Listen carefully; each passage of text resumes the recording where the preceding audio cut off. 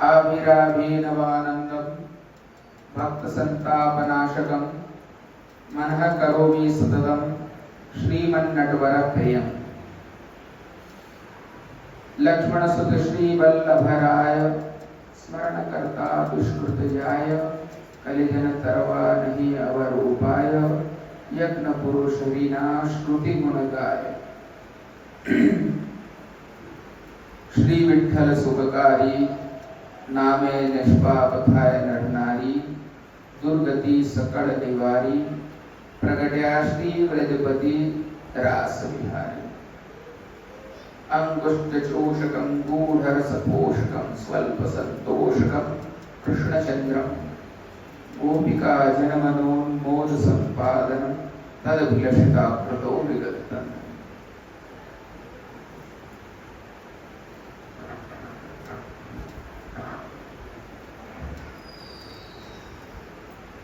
वंदे नंद ब्रजस्त्रीणां पादरेणोमभीक्ष्णशः यासां हरि कथोद्गीतं पुनाति भुवनत्रयम्। अत्रे उपस्थित આજે શ્રીમન નટવરલાલ પ્રભુના પાટોત્સવ નિમિત્તે એકત્રિત થયેલા આપ સર્વે વૈષ્ણવો, સર્વપ્રથમ તો આપ સર્વેને પાટોત્સવની ખૂબ ખૂબ બધાઈ।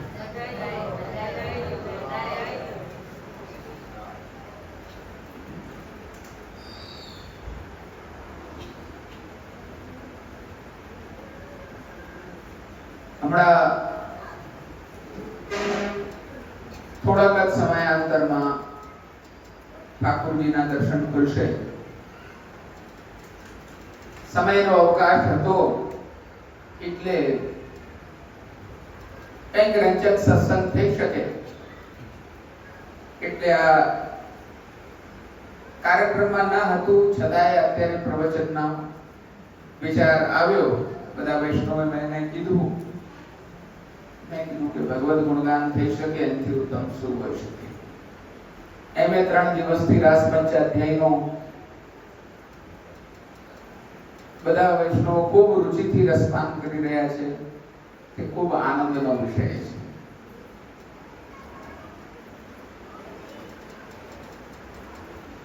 શ્રીમન નટવર પ્રભુનો પાટોત્સવ હોય અને નટવરલાલ પ્રભુના વિષય ચર્ચા કરવાનો મનોરથ થયો હોય, કંઈક લીલા અવગાહન કરવાનો મનોરથ થયો હોય, તેથી ઉત્તમ સંજોગ શું હોઈ શકે છે। નટવર શબ્દનો અર્થ ભાગવતજીમાં સુબોધનીજીમાં મહાપ્રભુજી આજ્ઞા કરે છે નટવત વરવત વપુઃ।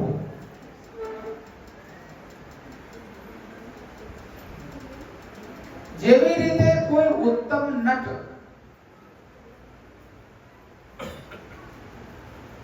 પોતાની કળા, પોતાનું અભિનય કંઈક બનવું એને મંચ ઉપર, એક રંગમંચ ઉપર ઉત્તમ પ્રકારથી પ્રસ્તુત કરે છે, એ રીતે શ્રી કૃષ્ણ પણ નટ છે, વેશ ધરેલા છે, જે નથી એવું પણ બતાડે છે, જે શું છે એ તો કોઈને ખબર જ નથી। અને એવા કોઈ સામાન્ય નાયક કે સામાન્ય હીરો નથી આ, પરંતુ નટવત વરવત, વરનો અર્થ છે શ્રેષ્ઠ, ઉત્તમમાં ઉત્તમ નટ જે ન કરી શકે તેવો વેશ આ ધારણ કરી શકે તેવા સામર્થ્યમાન છે। કર્તુમ અકર્તુમ અન્યથા કર્તુમ, કરી શકાય તેવું જે કોઈ ન કરી શકે તેવું, અને જે સર્વમાં કોઈ ન કરી શકે તેવું અન્યથા કર્તુમ પણ, અને સર્વથા કર્તુમ પણ, એ આ જ ભગવાન શ્રી કૃષ્ણ છે, આ જ નટવરલાલ છે।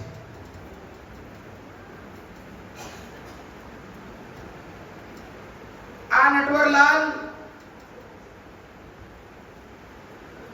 લીલાનું કેન્દ્ર છે. સામાન્ય સંજોગોમાં નાના બાળક દેખાતા હોય, નાના બાળક જેવું આચરણ દેખાતું હોય, નાના બાળક જેવું કૃત્ય કરતા હોય, આત્મા રામોપી ગોપીનામ સર્વદા રતિવર્ધનઃ ચતુરોપી મહામુગ્ધઃ સર્વજ્ઞાપ્યજ્ઞ એવ ચ. આજ નટવરલાલ વિરુદ્ધ ધર્માશ્રયનું કેન્દ્ર છે. કહેવાનો તાત્પર્ય કે નાનાથી નાના એ મોટાથી મોટા થઈ જાય છે. અચાનક સ્થૂળથી સ્થૂળ તે સૂક્ષ્મથી સૂક્ષ્મ થઈ જાય છે. અવ્યાપકથી અવ્યાપક બૃહદ પણ એ વ્યાપક થઈ જાય છે. એ જ ભગવાન નાનકડી મનમાં ઈચ્છા ધારણ કરે છે અને આ સમગ્ર સૃષ્ટિને ઉત્પન્ન કરી દે છે. આજ ભગવાન નટવેશ એવો ધારણ કરે છે કે આ સમગ્ર સૃષ્ટિ રચવા માટે, આ જગત રચવા માટે તે પોતે ઈચ્છા કરે છે અને આ પ્રપંચ રૂપેણ આ સમગ્ર જગત આ ભગવાનનો જ બાહ્ય દેખાવ છે, એમનું જ પ્રપંચ છે, એમનું જ નાટક છે.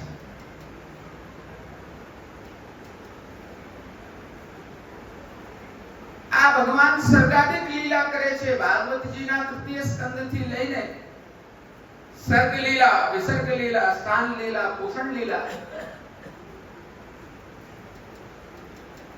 એમ કરતા કરતા નિરોધ મુક્તિ આશ્રય સુધી આ સમગ્ર દશવિધ લીલા જે છે તે આજ નટવરલાલની છે. અમારા પૂર્વાચાર્ય ગોપીનાથજી જેમના સાનિધ્યમાં આપણે અહીંયા બિરાજી રહ્યા છીએ, જેમનું 250મું વર્ષ આપણે મનાઈ રહ્યા છીએ, એ શ્રી ગોપીનાથજી દીપકજી સ્વરૂપે વિરાજમાન છે. એ દાદાજીએ, ગોપીનાથ દાદાજીએ નટવરાષ્ટક નામક એક અષ્ટકની રચના કરેલી છે અને એમાં નટવરલાલના સ્વરૂપ વિશે આપશ્રીએ અમુક લીલા સાંકેતાત્મક રીતે આપના સ્વરૂપને ઉલ્લેખિત કરવા માટે નિરૂપિત કરી છે. આપના શ્રીહસ્તમાં, વામ હસ્તમાં માઠ બિરાજે છે. માઠ એટલે મઠરી, ઠોર, અને દક્ષિણ હાથમાં નવનીત બિરાજે છે. વામ હસ્તે ધૃતમ માટમ ગોપોપી ગોપરક્ષકમ યશોદોત્સંગ લલિતમ શ્રી નટવરમ નમામ્ય. દક્ષિણે નવનીતમ ચ નૃત્યંતમ ગોપીભીષમમ યશોદોત્સંગ લલિતમ શ્રી નટવરમ નમામ્ય. આ માટને જ જે વામ હસ્તમાં, ડાબા હાથમાં માઠ બિરાજે છે, એ માઠ કેવી રીતે બને છે વૈષ્ણવો? આ માઠ શબ્દ તો તમે સાંભળ્યો જ હશે ને. મોટો ઠોર એને માઠ કહેવાય, જે આપણે ત્યાં દશેરામાં ખાસ ઠાકોરજી ધરતા હોય છે. અને અમારે ત્યાં તો નિત્ય ઠાકોરજી બે માઠ રોગે છે. અમારે ત્યાં પ્રણાલિકામાં એવો ક્રમ છે નટવરલાલમાં કે બે માઠ નિત્ય રોગે છે. અને એ જે છે તે ઘઉં હોય એનાથી બને છે. ઘઉં હોય, એના કણ હોય, એને બધાને ભેગા કરીને અને એને બનાવવામાં આવે છે. અને ઘઉંને કહેવાય છે ગોધૂમ. શું કહેવાય છે? ગોધૂમ. તમે યુપી સાઈડ જો તેને ગંદુમ કહેવામાં આવે છે. એ આ જ ગોધૂમ શબ્દનું અપભ્રંશ છે. તો મોટા બ્રજરાયજી મહારાજ એટલે કે મધુસૂદનલાલજીના પિતાશ્રી, જેમણે વલ્લભાખ્યાન ઉપર ટીકા લખી સંસ્કૃત, એમણે નટવરલાલનું વર્ણન મંગલાચરણમાં એ પ્રકારે કર્યું છે કે ગોધૂમ વર્તુલ યસ્ય વામે કરે છે સંસ્થિત. વામ હસ્તે ધૃતમ માટમનો વિસ્તાર છે કે જેમણે ગોધૂમ એટલે કે ઘઉંનું વર્તુળ જેમણે વામ કર્મ ધારણ કરેલું છે. હવે ઘણા વૈષ્ણવો અમને પ્રશ્ન કરતા હોય છે કે આપણે ત્યાં બાલકૃષ્ણલાલ પ્રભુ ષષ્ઠનિધિ એમનું પૂતના સ્વયંપાન કરતા ઠાકોરજી તરીકે વર્ણન કરવામાં આવે છે બધી સંપ્રદાયમાં આપણા, અને નટવરલાલનું તૃણાવર્ત મર્દનની લીલાનું સ્વરૂપ બતાવવામાં આવે છે. તો એક હાથમાં માટ છે ને એક હાથમાં નવનીતનો લોંદો છે, માખણનો લોંદો છે, પગ કમળની કલીમાં છે, તો આમાં ક્યાં તૃણાવર્ત આવ્યું? એવો પ્રશ્ન આઈને બધાને ઉભો થાય છે કે નથી થતો? શ્રીનાથ સેવા રસોદધી ઇત્યાદિ ગ્રંથોમાં પણ તૃણાવર્ત મર્દનની લીલાનું સ્વરૂપ તરીકે નટવરલાલનું સ્વરૂપ બતાડે છે. અનેકો ગ્રંથોમાં આ પ્રકારનો ઉલ્લેખ આવે છે. તો આ વાત પર હું આપ સર્વેને પ્રકાશ પાડવા ઈચ્છું છું. ગોધૂમનો અર્થ ઘઉં થયો, અને ગોધૂમનો બીજો અર્થ થાય કે ગોરજ એટલે કે ગાયોની રજ હોય તેનો ધુમાડો. જ્યારે આ રજ જે છે ગાયોના પગની તે ગોળ ગોળ વંટોળિયા સ્વરૂપે પ્રકટ થાય અને એનું મર્દન જે કરે એ વર્તુળને જે ધારણ કરે ગોધૂમના, એ શ્રી નટવર પ્રભુનું સ્વરૂપ. અહીંયા તૃણાવર્ત મર્દન લીલાનો સંકેત છે. એના દ્વારા ગોપી ગોપ રક્ષકમ એ પદ સિદ્ધ થાય છે જે ગોપીનાથજીએ આજ્ઞા કરી છે. જો વામ હસ્તે ધૃતમ માટમ માત્ર પદ સમજીએ આપણે, એટલા ચરણને જ માત્ર લઈએ તો પાછળનું ચરણ જે છે તે વ્યર્થ જતું. એટલે અમારું માનવું એવું છે કે ગોધૂમ વર્તુલ યસ્ય વામે કરે સસ્તમ, જે ભદ્રાજી તાજીએ વામ હસ્તે ધૃતમ માટમનો વિસ્તાર બતાડેલો છે, તેના દ્વારા જ ગોપી ગોપ રક્ષકમ એ પદ સિદ્ધ થઈ શકે છે. યદ્યપિ શ્રીમન નટવરાષ્ટક પર કોઈ જાતની શાસ્ત્રીય ટીકાઓ અત્યારે સુધી રચાયેલી નથી, પરંતુ અમે અમારી મતીથી આ વિસ્તાર આપ લોકોને સમજાવવાનો પ્રયત્ન કરી રહ્યા છીએ કે ગોપીનાથ દાદાનો અભિપ્રાય શું છે આ વસ્તુ આજ્ઞા કરવાનો. હાથમાં માટ લીધેલો છે એનાથી એ વસ્તુ સિદ્ધ નથી થતી કે ગોપી ગોપના આપ રક્ષક છે. થોર ખાઈને કોઈ વ્યક્તિ ગોપી ગોપનું રક્ષણ કરી શકે છે એવું કેવી રીતે સિદ્ધ થાય છે? તો એના માટે એ ગોધૂમ વર્તુળ તરીકે એ માટને તમે શબ્દાર્થ લો ત્યારે એ ગોપી ગોપનું રક્ષક સ્વરૂપ નટવરલાલનું ત્યાં ઉજાગર થઈ જાય છે. અને એ જ ઠાકોરજી માત્ર કોઈ રક્ષા કાર્ય માટે કે પ્રમાણના કાર્ય માટે પ્રકટ નથી થયા વૈષ્ણવો. આ તો આપણો બાહ્ય દેખાવ છે માત્ર કે રક્ષા કાર્ય કરે છે, પરંતુ રક્ષા કાર્યથી પણ વિશેષ રીતે જે રસાત્મક ક્રીડા કરવા વાળા પૂર્ણ વાત્સલ્ય ભાવથી અને માધુર્ય ભાવથી લબાલબ છલોછલ પૂર્ત એવા આ નટવરલાલ છે. એટલે કીધું યશોદોત્સંગ લલિતા. યશોદાજીના ઉત્સંગમાં લાલન પાલન કરેલા અથવા યશોદાજીના ઉત્સંગમાં લલિત ગણો તો સુંદર એવા આ નટવરલાલ છે. માત્ર ગોપી ગોપનું રક્ષણનું કાર્ય નથી કરતા, પરંતુ આનંદ રસદાયક, આનંદનું રસનું સંપાદન કરનાર, રસનું દાન કરનાર એ આ નટવર પ્રભુનું સ્વરૂપ છે. એટલે નવનીત જે છે તેને આપણે ગોરસ કહીએ છીએ, માખણ કહીએ છીએ. એ સમગ્ર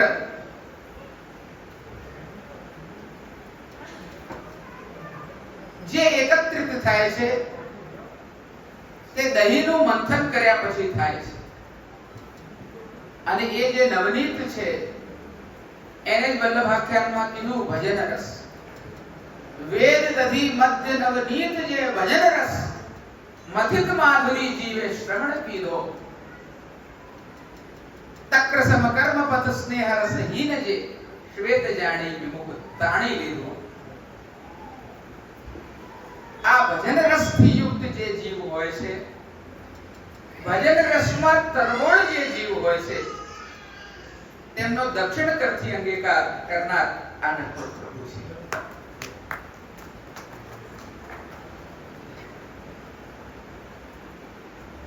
એટલે કહેવાનો તાત્પર્ય એવો થયો કે વાત્સલ્ય ભાવ અને માધુર્ય ભાવથી શ્રી નટવરલાલનું સ્વરૂપ પૂર્ત છે. એક મુદ્રા એવી થઈ વામ હસ્તમાં નવનીત માટ, દક્ષિણ હસ્તમાં નવનીત. હવે ચરણની આકૃતિ કેવી છે? તો કલી પર બિરાજે છે. કમળની કલી છે તેના પર આ ચરણારવિંદ બિરાજમાન છે. કમલની કલી ભીડાયેલી છે, બંધ છે, એ વસ્તુ જ સૂચિત કરે છે કે હજી સર્ગાદિક લીલા કરવા માટે ભગવાન તૈયાર થયેલા નથી. અક્ષર બ્રહ્મ પરમં યસ ધામ નિરૂપિતમ તમ શ્રી નટવરમ નિત્યમ નમામિ રસસાગરમ. અક્ષર બ્રહ્મમાં નિત્ય લીલાના સ્થાનમાં ગોલોક ધામમાં ભગવાન ક્રીડા કરવા વાળા છે, જેનું ધામ એ નિરૂપિત છે, તે પૂર્ણ પુરુષોત્તમ એવા નટવર પ્રભુ સર્ગ લીલાનો વિચાર કરે છે. સર્ગ લીલા એટલે પુરુષ સ્વરૂપ ધારણ કરવા માટે અશરીરસ્ય વિષ્ણુ પુરુષ શરીર ધારણ સર્ગા. મહાપ્રભુજી સુબોધનીજીમાં આજ્ઞા કરે છે આ બાબતમાં કે અશરીર વિષ્ણુ જ્યારે પુરુષ શરીર ધારણ કરવાની ઈચ્છા કરે છે ત્યારે આ બ્રહ્માંડ રૂપ કમલને ખીલાવે છે. અને જ્યાં સુધી એ કમલ ખીલેલું નથી ત્યાં સુધી એ અક્ષર બ્રહ્મ પરમં યસ ધામ નિરૂપિતમ તરીકે ભગવાનના ચરણારવિંદમાં જ કલી તરીકે બિરાજે છે. એ આ નટવર પ્રભુનું સ્વરૂપ.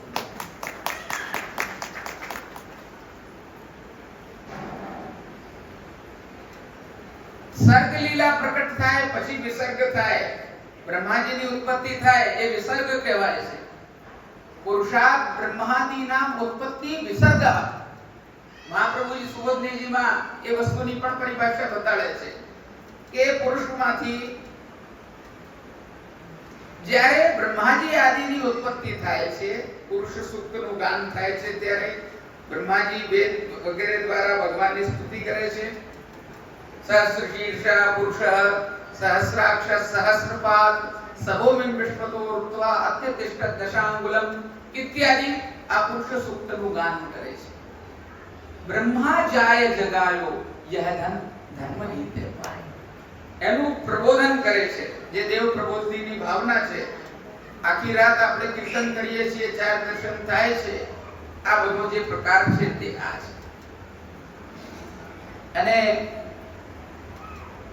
અહીંયા એ ઠાકોરજીનું પૂર્ણત્વ સૂચિત કરવામાં આવી રહ્યું છે. વૈષ્ણવ આ કમલની કલી માત્ર એના ઉપર હું જો ચર્ચા કરવા આપણે અહીંયા બેસીએ તમે અને હું, તો હું માનું છું કે 7-8 દાડા તો એના પર ચર્ચા થઈ શકે છે કે આ કમલની કલી શું છે. હાથમાં જે ગોધુમ વર્તુળ ધારણ કરેલું છે તે શું છે? પ્રત્યેક નખથી લઈને શિર સુધીનું નટવર પ્રભુનું સ્વરૂપ અવગાહન કરીએ. મસ્તક પર જોટી છે તે શું છે? મુખારવિંદની આકૃતિ છે તે શું છે? કંઠમાં આભરણ ધારણ કરેલું છે તે શું છે? કટીમાં કિંકણી ધારણ કરેલી છે તે શું છે? પ્રત્યેકની ભાવના મારી ને તમારી વિચારેલી કલ્પનાઓ દ્વારા નહીં, પરંતુ મહાપ્રભુજીના સુબોધનીજીના વાક્યોના આધારે આપણે શ્રીમદ નટવરલાલના પ્રભુની મુદ્રાઓનો, આપના સ્વરૂપના ચિહ્નોનો જે છે તે વિશ્લેષણ કરી શકીએ છીએ. ખૂબ ગૂઢ અને રહસ્યાત્મક આ વિષય છે. અને એ જ ભગવાન ભાગવતજીમાં અલગ અલગ પ્રકારે નૃત્ય કરે છે અને અલગ અલગ પ્રકારે નટ તરીકે નટવર તરીકે બતાડેલા છે. જો વામનજીનું વર્ણન હોય તો નટ તરીકે વર્ણન છે. દરેક લીલા છે ત્યાં નટ તરીકે વર્ણન છે. ઈવન જે આપણે જન્મ પ્રકરણ છે યથા નટઃ, વસુદેવજી દર્શન કરી રહ્યા છે ઠાકોરજીના અને એ પ્રકટ કેવી રીતે થયેલા છે, જેવી રીતે નટ થયેલો અને ત્યારે એ સ્તુતિ કરે છે, દેવકીજી સ્તુતિ કરે છે. આ બધાનું વર્ણન પણ નટ તરીકે કરે છે. મુખ્યત્વે સૌથી પ્રસિદ્ધ વર્ણન નટવર તરીકેનું ભાગવતજીમાં પ્રમેય પ્રકરણમાં વેણુ ગીતની પૂર્વ ભૂમિકામાં આવે છે.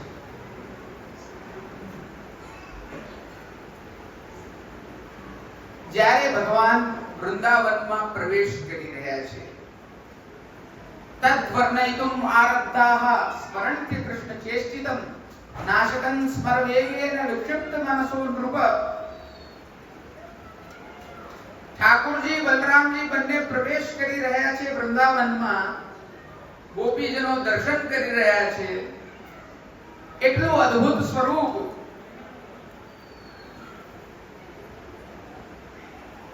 ગોપ બાળક મંડળી મધ્ય રંગ અનેક ઉપજાવે, અલક મુખ ખુર રજ લાગી તે કમળ ભ્રમર વિશેખે. વલ્લભાખ્યાન છઠ્ઠું. આ સંપૂર્ણ વર્ણન નટવરલાલ. હવે કોઈ પ્રશ્ન કરે કે ગૌચારણ લીલામાં આપણે કયા સ્વરૂપની ભાવના કરીએ છીએ? વૈષ્ણવ સુપ્રસિદ્ધ ભાવના ગૌચારણ લીલામાં જ્યારે ભગવાન વનથી પાછા પ્રવેશ કરે છે ત્યારે ગાયો ચરાવતા ચરાવતા ગાયો મૂકતા મૂકતા વનમાં પધારે છે. આવો મેરે ગોવિંદ ગોકુલ કે ચંદા કીર્તનોમાં વર્ણન આવે છે. આકે અટક અટક ગાય ठटक ठटक रही गोकुल की गली सब सागरी. आगे गाय पाछे गाय इत गाय उत गाय गोविंद को गायन में बसो ही भावे. गायन के संग धावे गायन में सचु पावे, गायन की खुर रेणु अंग लपटावे. गायन सो व्रज छायो वैकुंठ हूँ विसरायो, गायन के हेतु कर गिरले उठावे. एमाय नट तरीके वर्णन છે ગોવર્ધન લીલામાં. शीत स्वामी गिरधारी विठलेश बपुधारी ग्वारिया को भेख धर गायन में आवे. ગોવાળિયાનો વેશ ધરે છે અને ગોપોની મધ્યમાં નાચતા નાચતા આ ઠાકોરજી વનમાં વૃંદાવનમાં પ્રવેશ કરે છે. હવે ગૌચારણના વર્ણનમાં પ્રાયઃ આપણે ત્યાં શ્રીમન મથુરાધીશ પ્રભુની લીલા ભાવના આપણે કરતા હોઈએ છીએ. હવે જ્યારે આ સ્વરૂપ મધુપતિ રવા ગાય ચાર્યન સહ પશુપાલ વનશ્ચુકુજ વેણુ, એ મધુપતિ જે છે કે જે વેણુ વાદન કરી રહ્યા છે ગાયોમાંથી, ગાયોના વૃંદની મધ્યમાં પોતે શ્યામ છે. મથુરાધીશનું પ્રભુનું સ્વરૂપ શ્યામ છે કે નહીં? કયા રંગનું છે? શ્યામ સ્વરૂપ છે ને. શ્યામ સ્વરૂપનો અર્થ એવો છે એ પોતે નાયક, પોતે પોતાના ભોક્તૃત્વથી યુક્ત, પોતાની અંદર તલ્લીન એવા સ્વરૂપમાં જ વિરાજમાન છે. અને એ જ્યારે એ સ્વરૂપના દર્શન બ્રજ ભક્તો કરે છે, શ્રીમન મથુરાધીશ પ્રભુ તરીકે ગૌચારણ કરતા ઠાકોરજીના, ત્યારે એમને એ સ્વરૂપનું વર્ણન કરવા માટે આગળ વધે છે ગોપીજનો. તદ વર્ણયિતુમ આરબ્ધાઃ સ્મરંતિ કૃષ્ણ ચેષ્ટિતા. અને એમાં એ વર્ણન કરતા કરતા વિચાર કરે છે અને વર્ણન કરવાનો આરંભ કરતા વિચાર કરે છે કે એ ભગવાને, એ કૃષ્ણએ, એ મથુરાધીશ પ્રભુએ કેવી ચેષ્ટા કરી. સ્મરણથી કૃષ્ણ ચેષ્ટિતા. કૃષ્ણએ શું ચેષ્ટા કરી છે? કૃષ્ણ શબ્દ દ્વારા શ્યામ વર્ણ મથુરાધીશનો સિદ્ધ થાય છે. ત્યાં મધુપતિ દ્વારા પણ મથુરાધીશનો સંકેત સિદ્ધ થાય છે. સમજો છો વૈષ્ણવ? અને એ વર્ણન કરવા માટે આગળ વધતા નાશકન સ્મરવેગેન, એટલી એ ભોક્તાને દર્શન કરીને એટલી એમની અંદર સ્મરવેગ, સાક્ષાત મન્મથના દર્શન કરીને એમની અંદર એટલું સ્મરવેગ થાય છે, કામનો વેગ થાય છે, એ વર્ણન કરવાનું ભૂલી જાય છે અને વિક્ષિપ્ત મનસ થઈ જાય છે. કેવા થઈ જાય છે? વિક્ષિપ્ત મનસ, કે જે વર્ણન કરવા માટે સક્ષમ રહ્યા નહીં, એ સ્વરૂપની અંદર તલ્લીન થઈ ગયા. અને ત્યારે જેનું વર્ણન ગોપીજન નથી કરી શકતા, પરંતુ જે વર્ણન કરાવવા માટે ઈચ્છુક છે, કહેવાનો મતલબ એ શ્યામ સ્વરૂપ જ્યારે ભક્ત માટે પોતે ભક્ત વર્ણન કરે એના માટે પોતે ગૌરત્વ ધારણ કરી લે છે. કહેવાનો તાત્પર્ય કે સ્વામીજી આદિ જે ગોપીજન છે એમની જોડે વર્ણન કરવા માટે પરમ કૃપાયુક્ત થઈને પોતે તેમનો વર્ણ ધારણ કરી લે છે. આપણે ત્યાં શ્યામ સ્વરૂપ ને ગૌર સ્વરૂપની ભાવના હોય છે. ગૌર સ્વરૂપ કેમ? કૃષ્ણ જે છે તે કાળા જે છે ને, તો આપણે ધાતુના ગૌર સ્વરૂપની કેમ સેવા કરીએ છીએ? આપણે ત્યાં લાલન બિરાજ છે તે કેમ ગૌર સ્વરૂપના છે? કારણ કે એ સ્વામીજીમાં નિમગ્ન છે, એટલે સંપૂર્ણત્વે પોતે ગૌર થઈ ગયા છે. એ રીતે જ્યારે આ નટવર પ્રભુ, મથુરાધીશ પ્રભુ ગૌરત્વ ધારણ કરી લે છે, ભક્ત જોડે વર્ણન કરાવવા ઈચ્છે છે પોતાનું, ત્યારે શ્રી શુક ઉવાચ નાશકન સ્મરવેગેન વિક્ષિપ્ત મનસો નૃપા શ્રી શુક ઉવાચ. ત્યારે એમનું વર્ણન ગોપીજન નથી કરી શકતા અને એમનું વર્ણન સુખદેવજી કરે છે. બરહા પીડમ નટવર વપુઃ કર્ણયો કર્ણિકારમ બિભ્રદ્વાસઃ કનક કપિશમ વૈજયંતિં ચ માલામ રંધ્રાન વેણો રધરસુધયા ઉરયન ગોપ વૃંદૈર વૃંદારણ્યમ સ્વપદરણમ રમણમ પ્રાવિશદ ગીત કીર્તિ. અને ત્યાં પાછા ગોપીજનો ને સુધી આવે છે અને એ લોકો પછી વેણુ ગીતનું ગાન કરે છે. આ નટવર પ્રભુ તરીકે જે વર્ણન કરવામાં આવેલા છે એ ગોવાળિયાઓની મધ્યમાં નૃત્ય કરી રહ્યા છે. વેશ કેવો છે? એ વેશનું વર્ણન ભાગવતજીમાં, સુવગ્નિજીમાં ખૂબ સરસ રીતે પ્રકાશિત છે. કોઈકવાર આપણે વેણુ ગીત ઉપર ચર્ચા કરીશું ત્યારે એ વસ્તુ પર વધારે વિશેષ ચર્ચા હું કરીશ. અત્યારે હું એ બાબતનો માત્ર સંકેત કરી રહ્યો છું. આ પ્રમાણે ગોપ મંડળી મધ્ય રંગ અનેક ઉપજાવે, નૃત્ય કરે છે, ગાન કરે છે, મલ્લ યુદ્ધ કુસ્તી કરે છે, બધા ગોવાળિયાઓની વચ્ચે. આ નૃત્ય જે છે તે ટીપારાની ભાવના છે. શેની ભાવના છે? ટીપારા મસ્તક પર ધરે છે ને, એ નૃત્યનો શૃંગાર છે.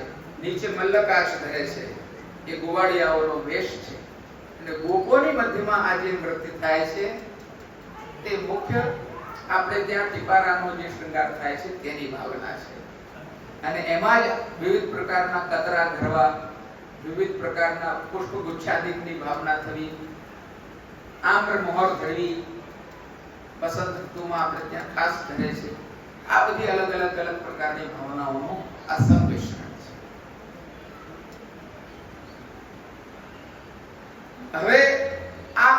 વિચાર આવે કે આ લીલા ભાવના તૃણાવર્ત મર્દનની કરી, પછી આ આવનીની ભાવ ભાવના થઈ રહી છે, અને ભાવ ભાવના માત્ર આવનીની નથી, એ આવનીમાં જે નિત્ય રાસ બહુ પેરે મધ્યનાયક નર્તિત ઘેરે, જે સંધ્યા આરતીનો ભોગ આવે છે ઠાકોરજીને, તેની આ ભાવના છે. અને એ નિત્ય ગોવાળિયાઓમાં રમણ કરે છે, ક્રીડા કરે છે, બરોબર છે, પણ એ મૂલત્વે એના લટકત ચલત जुवती सुखदानी, संध्या समय सखा मंडल में शोभित तन गौरज लपटानी. ગોપીજનોનું આહ્વાન કરે છે. ભુજલતા ભીડી ભાંગનીના દિવસ તાપ બુઝાવે.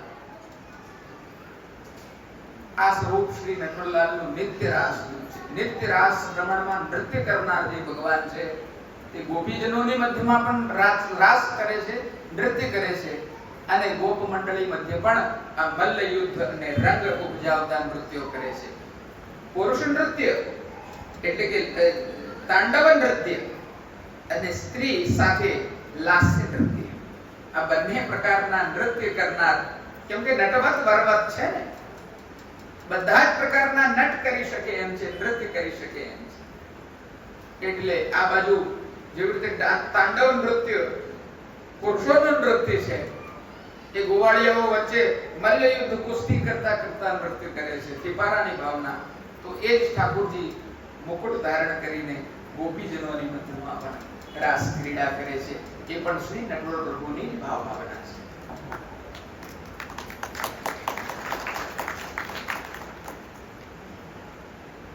મુકુટના કેટલાય કીર્તનો હું તમારી સામે મૂકી શકું છું, જ્યાં નટવર તરીકે વર્ણન છે. બન્યો મોર નટવર વપુઃ શ્યામ સુંદર કમલ નયન બાકી બ્રોહ લલિત ભાલ ઘૂંઘર વાલી અલકે.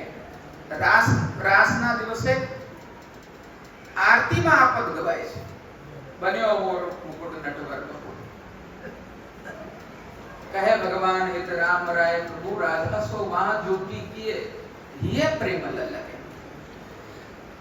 ये प्रेम ललके છે એટલે શ્વેત સ્વરૂપ છે, ગૌર સ્વરૂપ છે.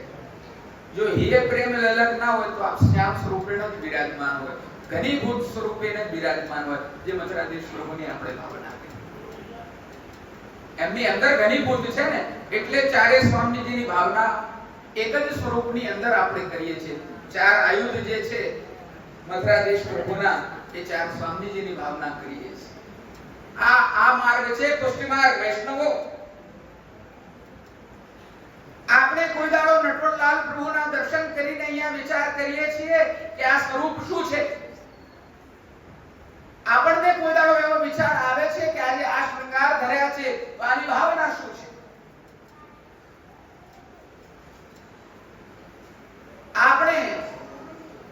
આપણી વૈષ્ણવતા એટલી જ જાગૃત કરવાની છે કે આપણે જેને કહીએ છીએ કે જે પ્રોફેશનલ એપ્રોચ, કોઈ વ્યક્તિ કામ ધંધા પર જાય છે, વેપાર કરવા જાય છે, તો દુકાન પર શું કરવું એ એના મગજમાં નક્કી છે. કેવી રીતે જવું, શું પહેરીને જવું, શું વિચારથી બેસવું, કેવી રીતે ગ્રાહક આવતા જાય પાડતા જવું. કે કોઈ વ્યક્તિ હોસ્પિટલમાં જાય છે તો એનો વિચાર નિશ્ચિત છે કે મારે આમાં કેવી રીતે જવું, ચપ્પલ બહાર કાઢવાના હોય, એ બધું મગજમાં નક્કી જ હોય. પેલો હાથમાં ગ્લોવ્સ પહેરાવશે, ઉપર માથે જે બી કોઈ વસ્તુ દર્દીને મળવા માટે આવશ્યક હોય તે બધું યુનિફોર્મ પહેરાવશે.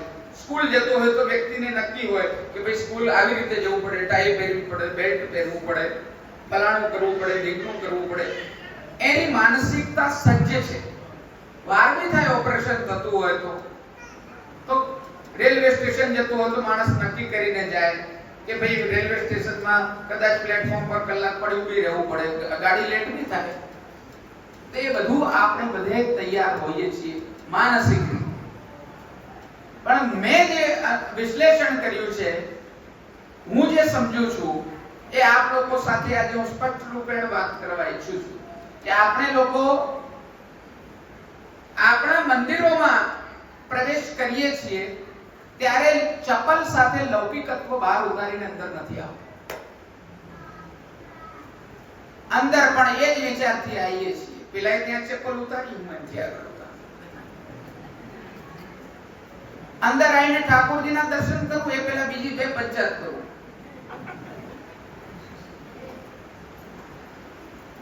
મંદિરની કઈક પંચાયત કરી લઈએ, કઈક આચાર્ય પરિવારમાં નવું આવ્યું હોય તો એ પંચાયત કરી લઈએ, કઈક ચોથી વસ્તુ નવી આવી હોય તો એની વાર્તા કરી લઈએ. શું વેશ ધર્યો ઠાકોરજીએ, શું શૃંગાર ધર્યા છે, બાળાજી કયા રંગના વિરાજમાન છે, ખંડ કેવા છે, પાટ કેવા છે, ઠાકોરજીના વસ્ત્ર બાગા કેવા છે, રંગ કયા છે, શું ભાવ ભાવના છે આ સ્વરૂપની, શું ભાવ ભાવના છે, એ બધી વસ્તુ પર તો ચિંતન બધું આ લૌકિક બુદ્ધિ જ આપણી લઈ જાય છે. હું માનું છું ત્યાં સુધી આપ વૈષ્ણવોને આજે પાટોત્સવના દાડે હું એક ઉપદેશ આપવા માંગુ છું. પ્રાયઃ ઉપદેશ જે છે તે આચાર્યોનું આચાર્ય ગાદી પરથી એ આજ્ઞા સમાન હોય છે. એટલે અમે કહીએ અને તમે ઉલ્લંઘન કરો તો તમને દોષ લાગે, એટલે અમે પ્રાયઃ ઉપદેશ આપને નથી કરતા. પણ આજે હું હકથી ઉપદેશ કરવા માંગુ છું. કરું કે ના કરું? ફરીથી તમે જોરથી કહો જરા. હું આપ સર્વે વૈષ્ણવને એક ઉપદેશ કરવા માંગુ છું કે મંદિરમાં પ્રવેશ કરવાનો જે પ્રોટોકોલ છે, જેવી રીતે અન્ય સામાજિક સંસ્થાઓની મેં વાત કરી કે એમાં પ્રવેશ કરો છો તો આપ પ્રોટોકોલ માનસિક રીતે સજ્જ હોવ છો એના માટે, એ રીતે જ મંદિરમાં ધાર્મિક સંસ્થામાં પ્રવેશ કરવા માટે જે પ્રોટોકોલ હોય, જે આપણી પારંપરિક રીત રિવાજની એક બંધાયેલી પ્રક્રિયા છે, બધું ભૂલીને લૌકિક આ મંદિરની અંદર પ્રવેશ કરો. અને આ મંદિર નથી વૈષ્ણવ મંદિરનો અર્થ તાત્પર્ય આપને ખબર છે? આ સાક્ષાત વ્યાપી વૈકુંઠ છે. આ સાક્ષાત ગોલોક ધામમાં આપ લોકો પ્રવેશ કરો છો. અને જ્યારે આપણે ગોલોક ધામમાં પ્રવેશ કરતા હોઈએ તો આપણો વેશ શું હોવો જોઈએ, આપણી બોલચાલ શું હોવી જોઈએ, આપણે કોણનું મસ્તક પર ચરણ ધારણ કરેલું છે તે ચિહ્નિત હોવું જોઈએ, આપણા ગળામાં કોણનું સૌભાગ્ય સૂત્ર ધારણ આપણે કરેલું છે એ યાદ હોવું જોઈએ, શું વાણી હોવી જોઈએ, શું વર્તન હોવું જોઈએ, કઈ દૃષ્ટિથી કયું ઠાકોરજીનું કયું સ્વરૂપ આપણે દર્શન કરી રહ્યા છીએ, આચાર્ય ગાદીનું સ્વરૂપ શું છે, મુખ્ય ભીતરિયાઓનું સ્વરૂપ શું છે, વૈષ્ણવને કયા પ્રકારે જુએ છે, આ બધું આપણે નિશ્ચિત રૂપે સમજવું જોઈએ. એની માનસિકતા દ્રઢ રીતે આપણા મસ્તિષ્કમાં આપણે બેસાડીને જ આ મંદિરની સીડી ચડવી જોઈએ, એવું મારું સ્પષ્ટ રૂપે આપને ઉપદેશ છે. આપણે જય શ્રી કૃષ્ણ એકબીજા વૈષ્ણવોને બોલીએ છીએ કે નથી બોલતા? હા કે ના? કેમ બોલીએ છીએ? સામે વાળા વૈષ્ણવનો અર્થ ખબર છે કે જે વિષ્ણુનો છે, અને વિષ્ણુનો અર્થ ખબર છે કે જે અણુ અણુમાં વસે છે, અણુ અણુમાં જેનો વાસ છે તે વિષ્ણુ છે. સામે વાળા વ્યક્તિ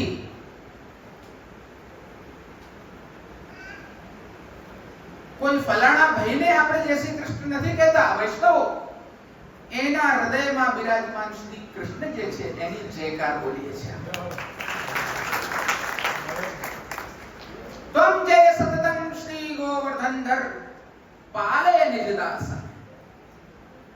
જે મંગલ આરતીની ભાવના આપણે કરીએ છીએ, મંગલ થાઓ, એમને મંગલ થવાનું છે. તમ જય સતતમ, જ્યાં ઠાકોરજીની જય થશે ત્યાં આપોઆપ મંગલ થશે. અને જ્યારે હું જય શ્રી કૃષ્ણ એક વૈષ્ણવ તરીકે કરી રહ્યો છું ત્યારે સામેવાળો વ્યક્તિ મને મારા હૃદયમાં બિરાજમાન વૈષ્ણવ તાના વૈષ્ણવ કોણને કહેવાય? જેના હૃદયમાં ઠાકોરજી સાક્ષાત બિરાજે છે. એ જ વૈષ્ણવ છે. ભરેલા પડેલા છે શાસ્ત્ર સંહિતા નારદ પંચરાત્રાદિક વૈષ્ણવ તંત્રો કે જેની અંદર વૈષ્ણવતાનું મહત્વ બતાડેલું છે. જો એ સાચો વૈષ્ણવ હોય, વૈષ્ણવો જેની અંદર પોતાની ઉજાગરતા હોય, તો નારદ પંચરાત્રમાં ત્યાં સુધી લખ્યું છે કે જ્યાં વૈષ્ણવ બેઠા હોય તે સ્થાન તીર્થ સમાન છે. એને કોઈ તીર્થમાં જવાની આવશ્યકતા નથી. જ્યાં વૈષ્ણવો કીર્તન કરતા હોય, જ્યાં વૈષ્ણવો કીર્તનમાં નૃત્ય કરતા હોય, એના ચરણારવિંદની ધૂળ બી જો લાગી જાય છે તો સર્વ તીર્થો ત્યાં વાસ કરતા હોય છે. એ ચરણારવિંદની ધૂળ ચડાઈ લેવી જોઈએ, કોઈ અશક્ત હોય જવા માટે. આવા અનેકો વચનો, હજારો સેંકડો વચનો અનેકો શાસ્ત્રોમાં ભરેલા પડેલા છે.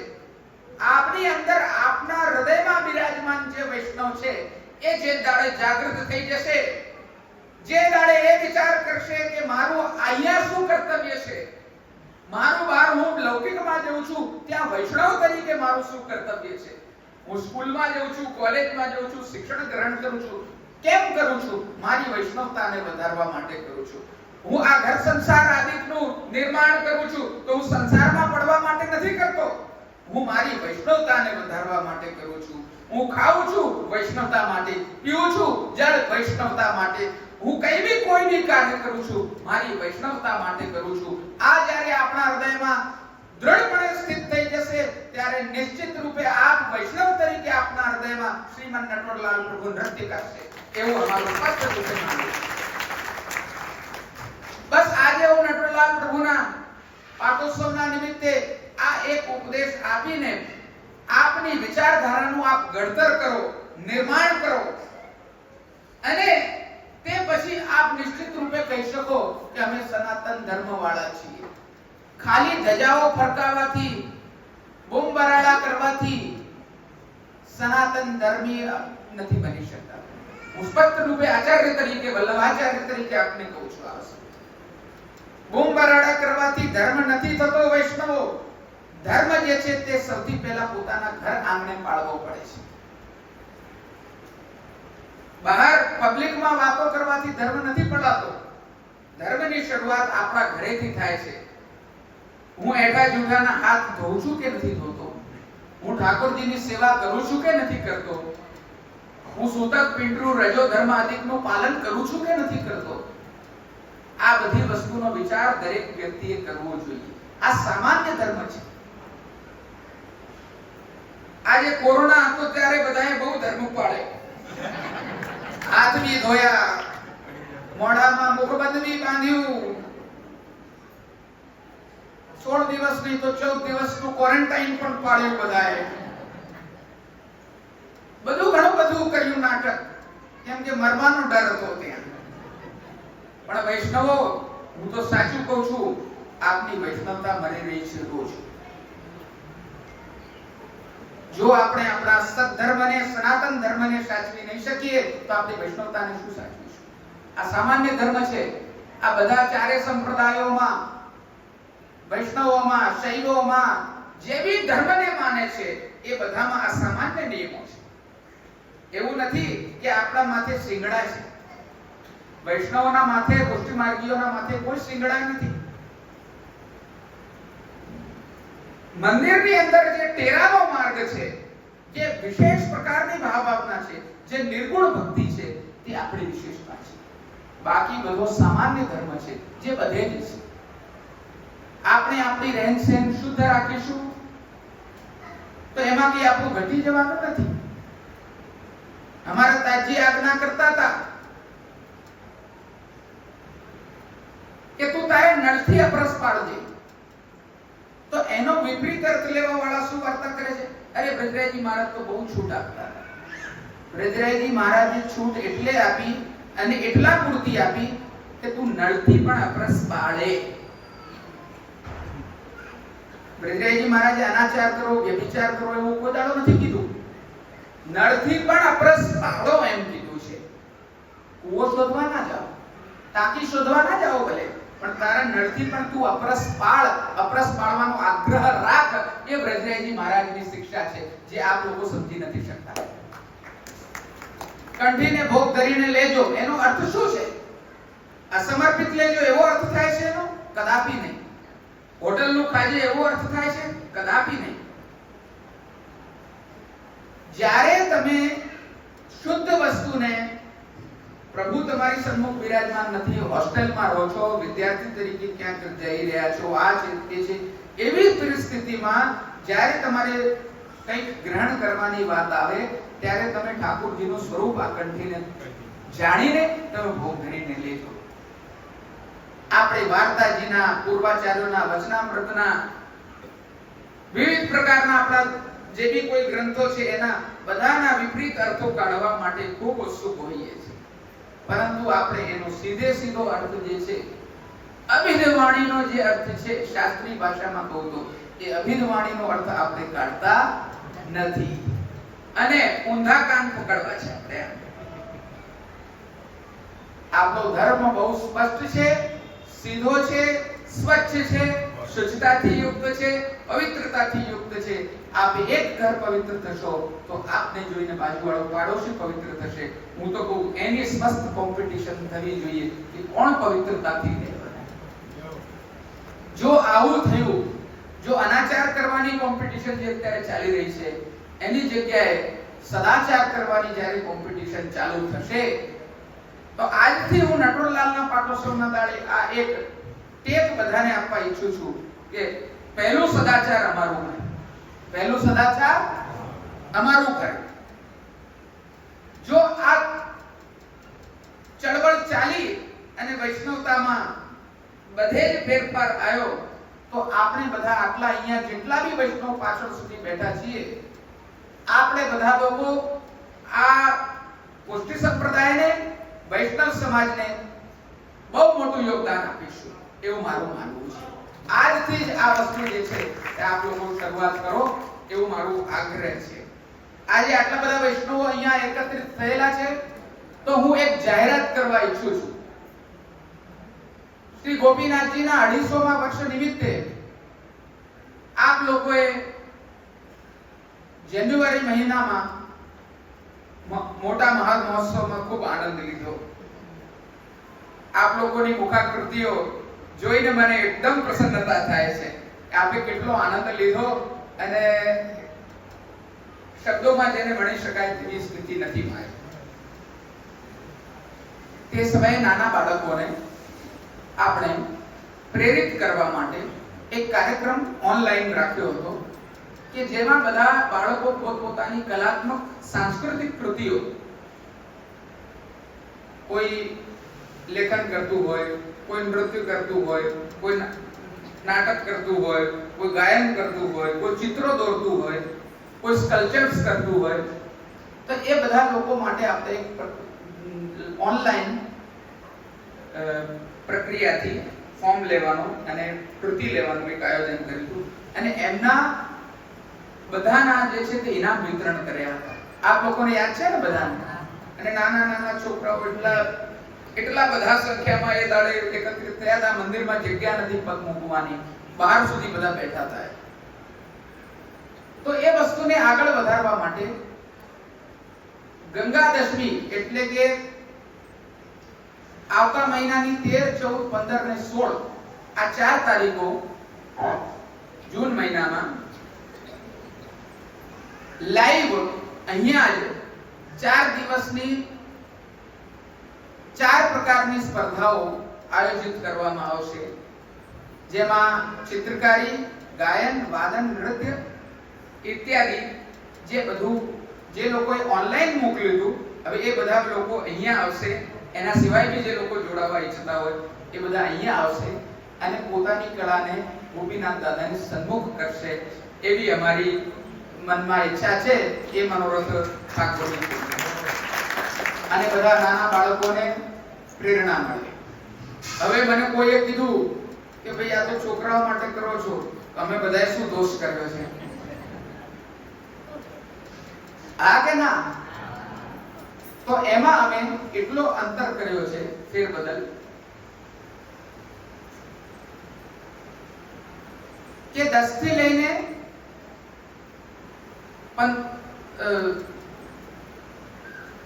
5 થી લઈને લગભગ 15 સુધી અને પછી 16 થી લઈને 35 સુધી અને 36 ઉપર આ રીતે 3 એજ ગ્રુપ્સમાં આખો કાર્યક્રમ અમે લોકોએ વિભાજિત કર્યો છે અને આ બધા જ વૈષ્ણવો લાભ લઈ શકે આ બધા ગોપીનાથ દાદાના 250મા વર્ષ નિમિત્તે જે આયોજન આપણે કરી રહ્યા છીએ તેમાં પ્રેરિત થઈ શકે એટલે આ કાર્યક્રમ આયોજિત કરવામાં આવ્યો છે એટલે આ બધા વૈષ્ણવો એનો નિશ્ચિત રૂપે લાભ લો આ કલા પર્વ સંપૂર્ણ ગોપીનાથજીના 250મા વર્ષ નિમિત્તે ખૂબ ઉત્સાહથી સફળતાને પ્રાપ્ત કરે એવા હું આશીર્વાદ આયોજન સમિતિને આપું છું અને આપ સર્વે વૈષ્ણવોને હું એમાં આહ્વાન કરું છું નિમંત્રણ આપું છું કે જેટલા પણ બાળકો સન્મુખ નથી થતા આપના દ્વારા આપના ઉપદેશોથી તે કળાના માધ્યમથી જોડાય પોતાની આવડત જે છે એના માધ્યમથી જોડાય